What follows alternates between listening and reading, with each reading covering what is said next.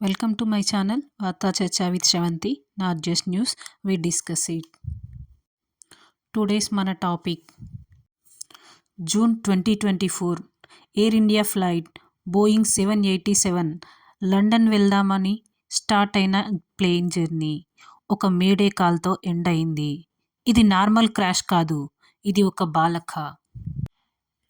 ఇది dream liner అనే advanced Boeing 787 విమానం. అహ్మదాబాద్ నుండి లండన్ వెళ్తున్న ఈ విమానం టేకాఫ్ అయిన కొద్ది నిమిషాల్లోనే మేడే ఎమర్జెన్సీ ప్రకటించి ఒక్క క్షణంలో నేలపై పడిపోయింది.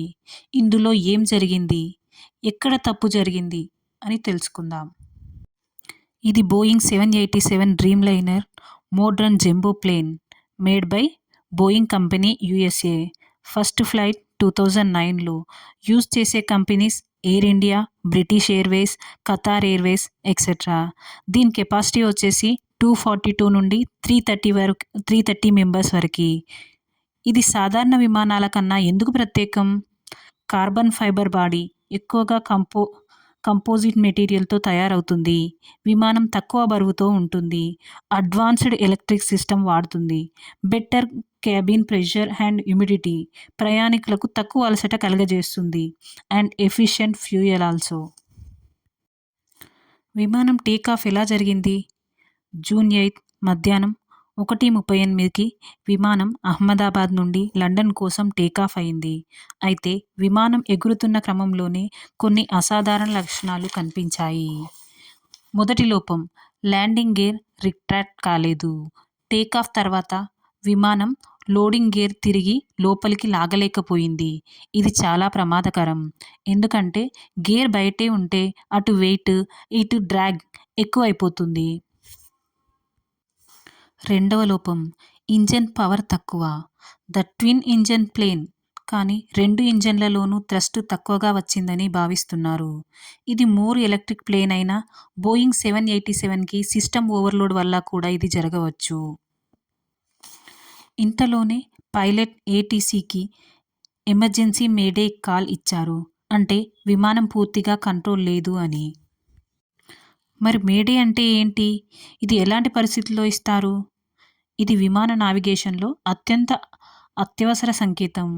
పైలట్ కంట్రోల్ కోల్పోతున్నప్పుడు కానీ, విమానంలో పెద్ద సమస్య ఏర్పడినప్పుడు కానీ, ప్రయాణికుల ప్రాణాలకు ప్రమాదం ఉన్నదని భావించినప్పుడు పైలట్ ఈ మేడే కాల్ వాడుతారు. ఇది ఫ్రెంచ్ పదం. మేడే అంటే హెల్ప్ మీ అని అర్థం. పైలట్ ఒకసారి మేడే అన్నాక ATC వెంటనే ఆ విమానానికి హయ్యెస్ట్ ప్రయారిటీ ఇస్తుంది. ఇతర విమానాలన్నీ మార్గం నుండి తొలగించబడతాయి. ఆ విమానానికి క్లియర్ రూట్ ఇస్తారు. రెస్క్యూ టీమ్ స్టాండ్ బైలోకి వస్తాయి. ఎయిర్పోర్ట్లో ఎమర్జెన్సీ ల్యాండింగ్కు తయారవుతారు. ప్రమాదాన్ని తప్పించడానికి పైలట్ విమానాన్ని లెఫ్ట్ సైడ్ మళ్లించే ప్రయత్నం చేశారు. కానీ థ్రాటిల్ తక్కువ, ఫ్లాప్స్ అవుట్, గేర్ బయట ఉండడం వల్ల ప్లేన్ స్టాల్ అయ్యింది. అంటే విరిగి పడిపోయే పరిస్థితి ఏర్పడింది.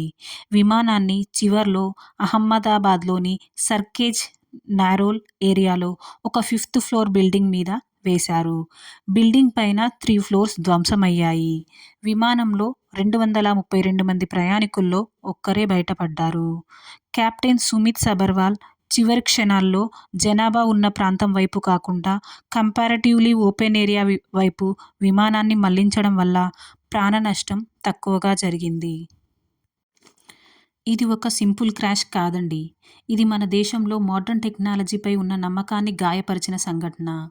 బోయింగ్ 787 లాంటి అడ్వాన్స్ సిస్టమ్స్ ఉన్న ఒక చిన్న తప్పిదం వల్ల ఎంతో మందిని బలిగొంటుంది అని నిరూపించిన సంఘటన ఇది.